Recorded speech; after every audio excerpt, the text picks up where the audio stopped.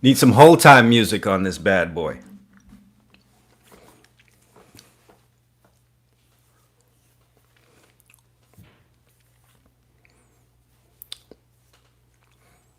All right, we'll get started here in just a few minutes. Waiting for some more folks to jump on. Got some things to get to today, that's for sure. We got a college football championship game coming up in just a few hours, couple of hours. Yeah, couple of hours. This thing's going to be running and jumping. And just wanted to talk a little bit about that championship game, some other things going on in college football. Obviously, there's always transfer portal news. And there's a pretty big name that jumped in there today, so we got to talk about that. Among other things that I'd like to get to on this Gridiron Studs live show today, I said this is one of my New Year's resolutions. Going to try and go live more on YouTube. Of course, that's going to depend on how you get.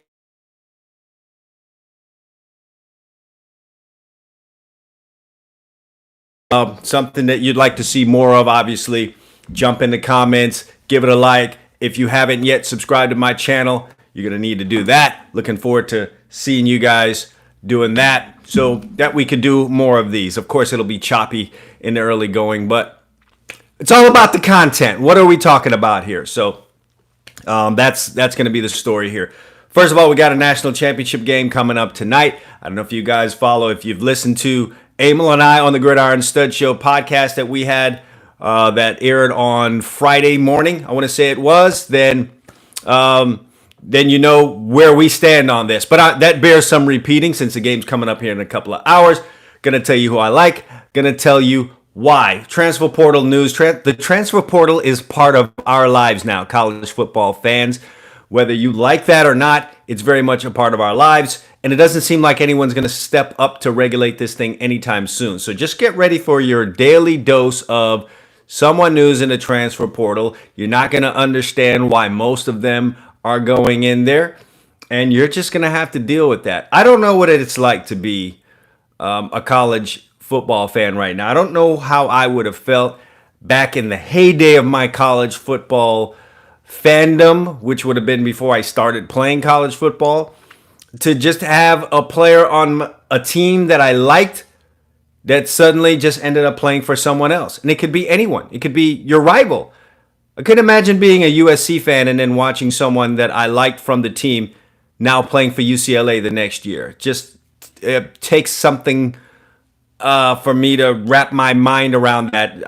I guess the new generation, this is just the world that you guys live in. Anyway, speaking of that, Jackson Dart sees the handwriting on the wall. In case you weren't up to date on the happenings this weekend, Caleb Williams posting, I think it was on Snapchat or Instagram, that he was at the Los Angeles Rams San Francisco game yesterday. So I guess if that's not handwriting on the wall, then nothing is. So the handwriting was on the wall. Even talked about him some on this channel. Ends up signing with USC. Looked good when he was in there. Did battle through some injuries this year. But I think if you're a USC fan, you'd have to agree that the kid looked pretty good in the games that he was able to go into. He had a bright future at USC.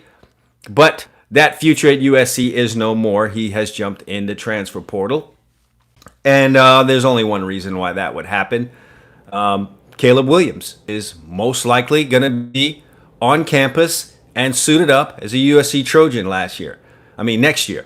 So you've got a guy that played quarterback for Oklahoma last year, did very well, obviously, was a key component of some very big wins, was the guy calling the signals for this very proud and prestigious program, Oklahoma, and then next year he's going to be lined up for USC.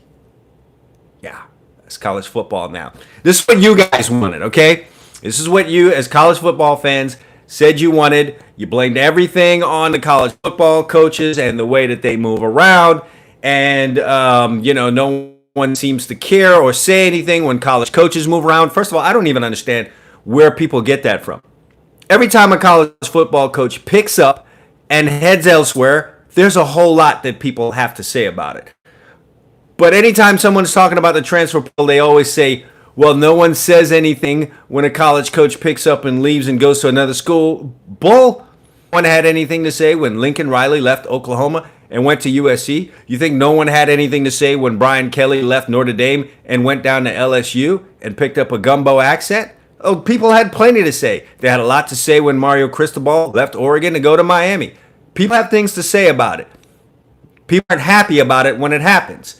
However, and I just dropped an article on my blog, so you guys should go read it, and it's not that long of a piece. And to find that, it's gridironstuds.com/blog. But I'm here to tell you guys, I'm tired of everyone blaming all this stuff on college football coaches. Yeah, it's not them. It's the fans. It's the media. It's the athletic directors. It's the board of trustees. It's all these people that put pressure on these college football coaches. No college football, well, let me not say no college football coach. The two guys that are going to be on the headsets and leading their teams tonight feel safe. But the majority of college football coaches don't feel safe at all at their current jobs. And that's a big reason why a lot of guys leave. The moment they achieve some success, they've got to pick up and go because they know the moment they win 11 games, they can no longer win 9 games. They can no longer win 8 games. God forbid if they win only 7 games in a season and go 7-5. That's it for them. And if you're a college football coach, you're really trying to avoid being fired because it is a bit of a black mark on your career. I'm not saying you can't get another job. It happens, but it's a bit of a black mark on your career. And a lot of these guys are just trying to avoid getting that. They're trying to avoid being fired. So, with that being the case and things being so competitive, what do you think is going to happen? Can you imagine a press conference where a college football coach comes in and tells a he's gone in, he's looked at film, he's looked at the roster, he's been to a couple of workouts, he may have even watched the team prepare for a bowl game and play it, and he just tells the truth and says, we're going to probably not be the champs of this conference. We might not be that competitive next year. Could you imagine that? I just don't think that he's going to be able to survive such a press conference like that.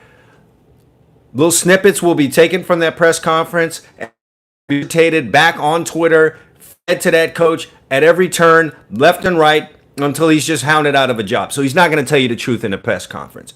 He's going to be super upbeat no matter what he saw in that weight room or in that practice field or on that roster or on that film. He's going to be major upbeat, and he's going to be singing all kind of positives because he's not trying to cry and preach patience because no one understands that in college football anymore. Not the fans and certainly not the media. So you can't do that. And then so much importance is put on recruiting, and I guess rightfully so these days, but to the point where you better be signing a top 10 class if you're a Power 5 school looking to try and be in the top 20, that you've got to do whatever you can to get that guy on campus. That's really what it's boiled down to. So can you tell one of these solid, even good, maybe could you even tell a 4-star kid that he might need to redshirt? He might redshirt in that first year? There's no way in hell. First of all, that kid doesn't want to hear that. Second of all, that kid's not coming to that school. They don't want to hear redshirt. Redshirt is a death word. They don't want to hear that anymore when it just very well might be true. It might be in the kid's best interest. So you end up having to lie to the kid. You're lying to the media. You're probably lying to the athletic director about the state of the program and just how fast you think you can turn it around. You're fibbing there. So everyone's blaming these college football coaches for, quote, lying. But the truth of the matter is, what are they left to do? How are they going to keep their jobs? So that's just the situation that we're in. And quite frankly, I'm a little tired of college football coaches being blamed for it. I go into it with more depth in the on my blog, says.com/blog. But I want to thank you guys for stepping in here. We do need to talk about the college football championship game that we've got coming up tonight. I'll get to that in just a moment. What about you high school seniors or you high school football players right now that are trying to find your way in this very murky college football recruiting scene? Right now, I've never seen high school football coaches more upset and more disenchanted with the college football recruiting process than they are right now. A lot of these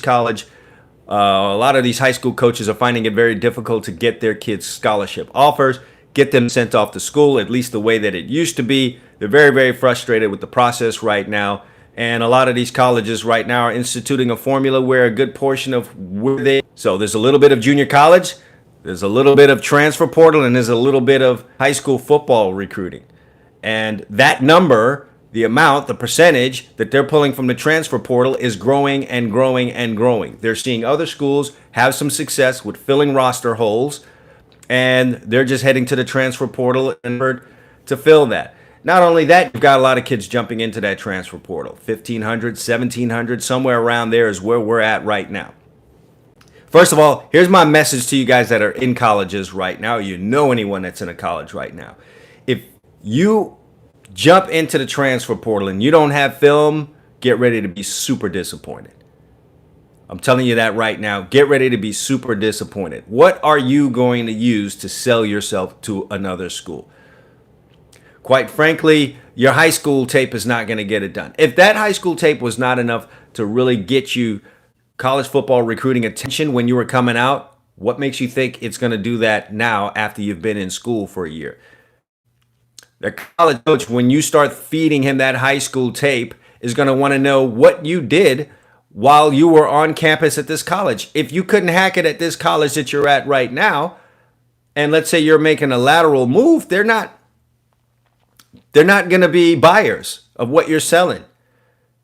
All right, you're not going to go in there with a name. You're not going to be able to spit game to a college football coach. He's going to want to see something. So here's my little recommendation to you guys that are currently playing college football and you think you may down the road want to leave, you're not happy, whatever, whether you are or not, you better start securing some kind of practice film. If you're not actually out on the field playing each Saturday, you better start grabbing some of that some of that practice film. You guys got iPhones. Everyone's got a camera on their phone. You use it to record all kinds of things. And we're not going to get into what some of those things may be. But some of that needs to be you recording the screen as you're watching practice and you're showing the things that you're able to do in practice. And let's face it, even some of you guys that are playing, let's say you're playing defensive back, for instance, there's a lot of games where you might not get any action. You might be in a conference where they don't really throw the ball around that much. There aren't very many conferences like that anymore. Or maybe it just is working out right now that, hey, man, the action isn't coming your way. You aren't really able to show all of your talents, but you do in practice. You're able to show all your talents in practice. You have one-on-ones.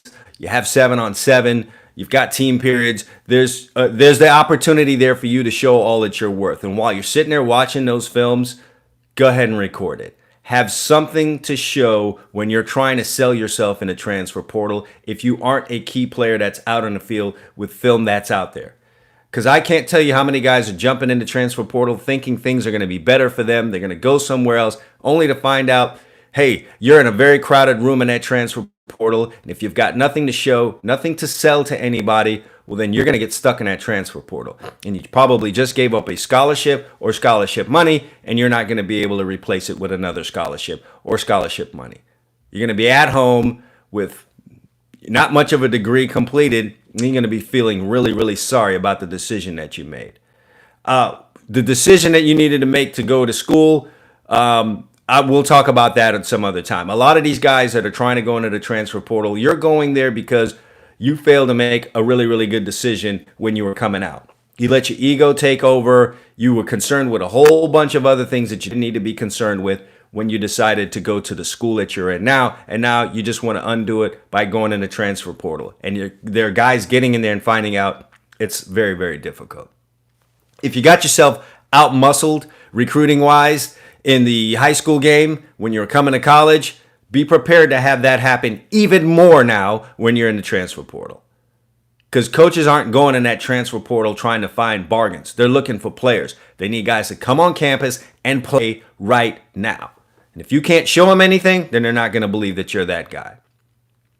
And if you didn't do much at the school that you're at, then they're just going to skip over you. Because, why would I do that? Why would I fill this spot on my roster with a guy who really hasn't done much and we're really not sure of? Let's get a high school kid if it's about development. When they're going in the transfer portal, they're looking for a guy that could step in and play right now. Now, I know you think you could play right now, but the problem is it's not what you think. It's what you can prove to any of those number of programs that you're trying to get into. And once again, the transfer portal is highly, highly, highly packed. Like I said, 17, maybe 1,900 kids in there, and there's no end in sight. There's new guys jumping in there each and every day. So I need you guys to understand that. Now, for you high school football players, you guys that are in your senior year, you better have all your T's crossed and your I's dotted. Now more than ever, you really need to have grades, because when the margins are slim. If they think you're going to be a qualification problem at this school, they'll skip right over you. If there are any holes in your game, they could just skip right over you. Better have everything crossed off. Everything that I've been preaching to you guys for the last 10 years about what you need to do to get recruited, you better be on top of that, because they're taking less and less of you high school guys each and every year. And that goes for now, I'm talking about Power 5. I'm talking about you FBS guys. I'm talking about you Group of 5 guys. I'm talking about you Division 2 guys. And yes, you Division 3 guys. You know, you guys that thought you were going to be getting Division 1 scholarships, and then you find out, oh man, I maybe not get a Division 2. Let me just get a Division 3. It doesn't just work like that anymore. You're not going to just, grab a Division 3 scholarship. They're going in a transfer portal for that as well. So have all of your I's dotted and your T's crossed so that you're ready and that you can present yourself as a really quality prospect coming out of high school, because less and less of you guys are getting picked. All right. And there's some shows coming up on that. I want to let you guys know that I'm going to be doing some of that on this live as well. And then also going to be doing that on the Gridiron Stud Show on my podcast. I should have links in the description down below, but you could find it on Apple Podcast. You could find it on Spotify. Just put in Gridiron Stud Show. It'll pop right up. And if you guys are on Anchor, you can do that as well. Before I head out, this is going to be a short, so let's talk about this national championship game that's coming up tonight. Listen, on my Twitter timeline, I don't know how it's like out there. Sometimes you tend to think your Twitter timeline is what the real world is, and that's what the world is thinking.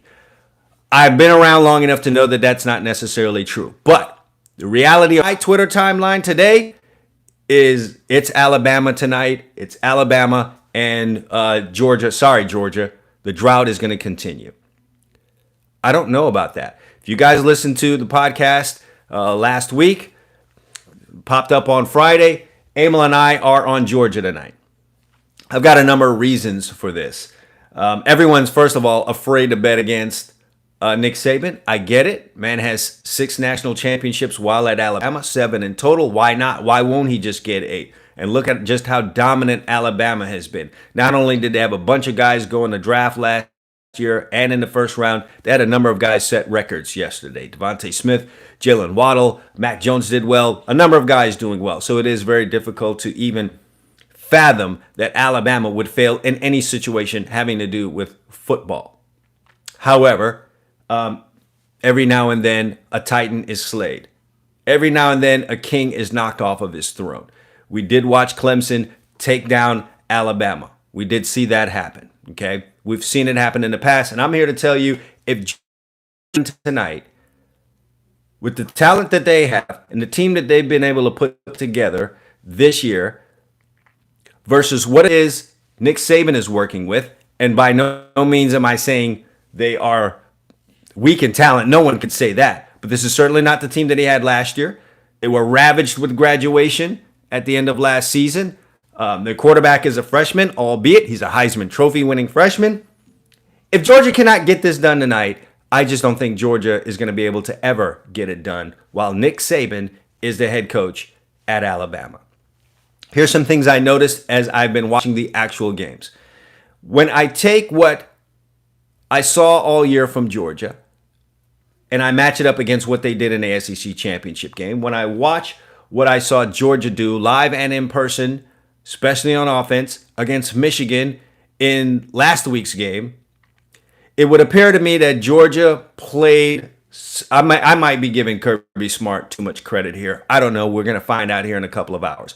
But it seemed to me that the game plan for Georgia was a tad bit vanilla in their game against Alabama. And I think the feeling was we're probably again, even if we beat Alabama, if we don't blow them out in this game, and it's very difficult to go into a game versus Alabama feeling like you're going to blow them out, we could beat them and they'll still make it in, and we'll have to see them again. We're going to have to figure out some kind of way to beat this mammoth college football team and their very experienced, intelligent coach twice. And I think that was something that Georgia didn't feel like was in their best interest. So did they try to lose the game? No. But they did, it appears to me, on both sides of the ball, throw somewhat of a vanilla game plan out there and just try to see what would happen. If you ended up beating Alabama with this vanilla game plan on both offense and defense, well then hell, we'll be that much stronger if we face them again. And we really, really do have one hell of a football team.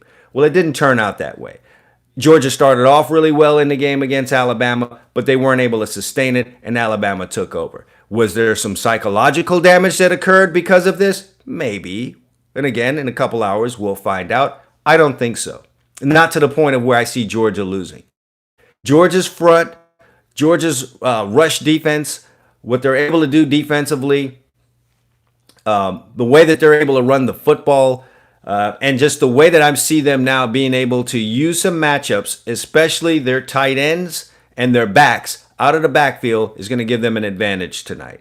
I really liked what I saw out of them game plan-wise, using James Cook out of the backfield. They have that, plus they have the traditional running that you see Georgia do. And I think that's going to be a bit of a problem for Alabama. I do see an ability here for Georgia to put together some drives, control the line of scrimmage a little bit, about as much as you can control a line of scrimmage against Alabama, and kind of force Alabama's hand a little bit. Now, everyone's talking about Stetson Bennett and how he's an average quarterback. I think he took a little bit of some of that to heart. A lot of that stemmed from how he looked in the SEC championship game. And again, I'm going to go back to telling you the game plan looked rather vanilla, and you're just not going to get away with throwing a vanilla game plan at Nick Saban and Alabama. However, I'm just seeing a lot of talk going on about Alabama, about Nick Saban. And I guess Alabama has gotten a little more cocky than I've seen them in years past. What have we seen from Nick Saban in previous, press conferences when he's talking about his team? He's pounding the table. He's pointing his finger at the media, telling them, you guys are creating this bubble for this team. You're throwing rats, is the word that he's used, at my football team, and I don't want him to believe that. I just didn't really see much of that in the lead up to this game. Not much talk about that. More of trying to build his guys up through the media, and that tells me a little bit of something. I think there's a little bit of angst and anxiousness there for Nick Saban regarding his football team. After all, this is a football team that went out and lost to Texas A&M. Get on the road against a good coach in Jimbo Fisher, but Texas A&M was not that kind of football team this year. This was a team that almost lost to Auburn. Auburn was not that kind of football team this year. It's a team that almost lost to LSU. I mean, LSU had their coach fired this year. All of that seemed to get done, and everyone seemed to forget those things happening this year because of that one game, the SEC Championship game. They forgot about some of the struggles that Alabama had this year, which was almost losing a game on the road to Florida, who ended up firing their coach at the end of the year. And then, of course, what I mentioned about Auburn, who really wasn't all that. I think the coach might have even been on a hot seat. LSU, a very close game there, winning by 6 points, if memory serves correctly. Losing that football game by 6 points, and LSU got rid of their coach this year. And then, losing to Texas A&M, who had about 3 or 4 losses this year. And all of that was forgotten when they put up a lopsided score against Georgia. You know what else was forgotten? Everything that Georgia did this year, being called one of the historical defenses, the way they ran roughshod over everyone that they faced. And you could go on and on about, they didn't really face anyone. They faced some solid football teams and beat the living piss out of them. They drug all of those teams. Everyone forgot about that because of that one SEC championship game. So if this was all about one game, then what the hell did we play all those other games for? So I'm here to tell you, I'm riding with Georgia tonight. I think the line also, the betting line, was a bit of a trap for everyone. Yes, we all saw Alabama beat Georgia sideways. 41-24 was the final score. Tell me why now odds makers would come back for this final game and make Georgia a favorite in this game. It just seems like, you know what it seems like? seems like rat poison. Seems like a little bit of rat poison has been thrown out there for the casual bettors out there that just want to get a bead on this game. And they said, listen, 41-24 for Alabama in the last game, and now they're underdogs? You mean I get to get points with Nick Saban? Doesn't happen very often, does it? I just think it's bait. I think it's a little bit of rat poison. And again, that just gives me the thought to roll with Georgia. Are we just going to have to stomach maybe some of the shortcomings of Stetson Bennett? Maybe. I think folks out there really underestimate his ability to scramble and run and his athleticism. That could be a bit of a problem tonight, because I know Alabama's going to have their hands full matching up against Georgia's tight end Bowser. They didn't do a really good job in the last game, so they're going to have to figure that out. They're going to have to figure out who they want to put on James Cook. And George Pickens looks like he wants to be that guy. So there are a number of weapons out there for Alabama to deal with defensively. And while they get caught up trying to match up on those guys, and there may be a couple of double teams out there, Stetson Bennett can avoid a rush, slip into a crack, and hit that defense for 10, 15 yards. That could be problematic. I see drives getting extended tonight. I see a couple of long drives for Georgia that end up in points and creates an issue for Alabama, who's now trying to come back. Alabama offensively has done great with Jamison Williams. What an outstanding talent. However, I think tonight they're going to miss John Mechie.